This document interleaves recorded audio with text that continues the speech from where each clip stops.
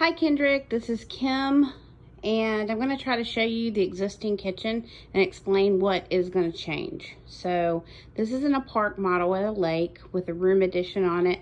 So this is the park model section. So I'm going to actually have all of this sheetrock replaced, the ceiling replaced. Like really this kitchen is going to get gutted. So we kind of do have somewhat of a blank slate to work with. So if you look over here, I can take countertops right up to as close to that window or the fridge. I'm curious to see your thoughts on it, but something can go pretty darn close to that window, and I'll measure all these spaces. All of this crappy cabinetry that's in here, I don't want something jutting out like that one does because it's a small space and it makes it look smaller to me. I want a single deep nice big sink. I don't know what they're called, but the ones that are like inset. This window can actually be moved, or we may even put a different one in, so like don't let that be a barrier. As long as the sink can be on that wall, give or take a little way, or one way or the other. I'm not sure if the dishwasher could go on this side, because I definitely want a dishwasher, or as you can see, I'm going to turn a corner and it could go on this side. Now this whole section, this whole wall is going to be moved back about, and I'm going to try to get more specific measurements when my husband gets home, but a good foot to 18 inches back further than this. So that whole wall is coming down. Whole wall's going back, so that's going to give this little squeaky space right here maybe enough space for a little corner cabinet. I don't know, depending on if we move the sink down some is what I was thinking of.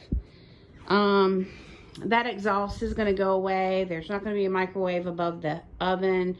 I'm going to get a gas oven, and it's going to go over on this side of the room.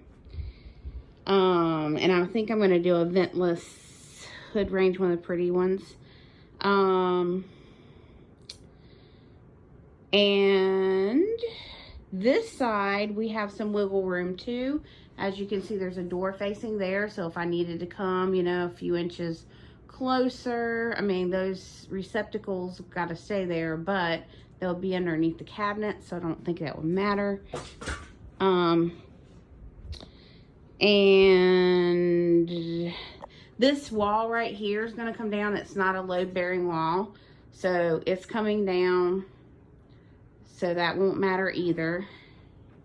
This refrigerator is one of my big problems, because as you can see, this space is tiny. So like when we're older, somebody needs a wheelchair to go through there, we are so screwed. So we got to think about this. We've looked at maybe a wider one that goes back a little bit, but the smallest one we can find will bring us to maybe about to here, which still is some space. So we're thinking along those lines. So I know I got to get some more specific measurements for you there.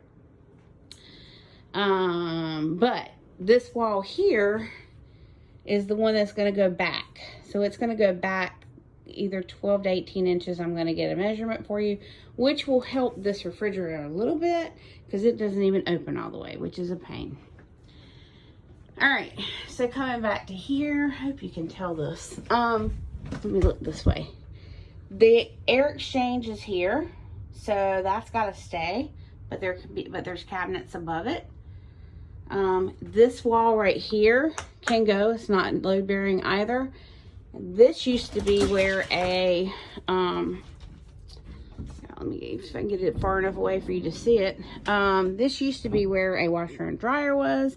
Now, as you can see, it's a pantry, but I would like it to be a pantry, one of y'all's kind of pantries, but then I also would love if there was some kind of way for, even if it's two different pantry, the ones you showed me when I was there, even if one of them was like just kind of a shell-ish, so that the vacuum cleaner and broom and dustpan and mop and stuff could hang in there. I don't know. I'm up for thoughts. So, while There's a lot of things in place. There's also a lot of moving parts, and there's nothing real stationary about this. The gas that's plumbed over here now, it's not gas now, but it's plumbed for gas, can be moved over here easily. I'm not completely against the stove staying on that side. I just hate this whole area where the sink and the stove are there, and somebody's cooking and somebody's cleaning, and you're bumping butts. And then the, you know, dishwasher, whichever place it would be. I just need there to be, in my little tiny space, a little bit more room between it so it's a little more functional.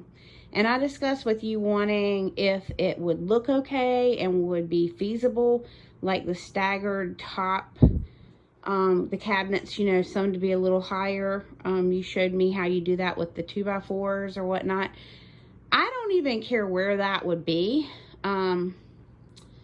And I don't know how it will work, you know, because it would be like on this wall here, would go straight across. As you can see, they're very low ceilings and they're slanted. So another barrier.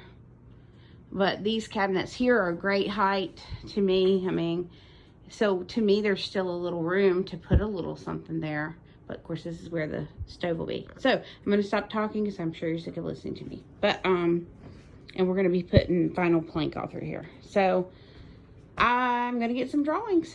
Thank you.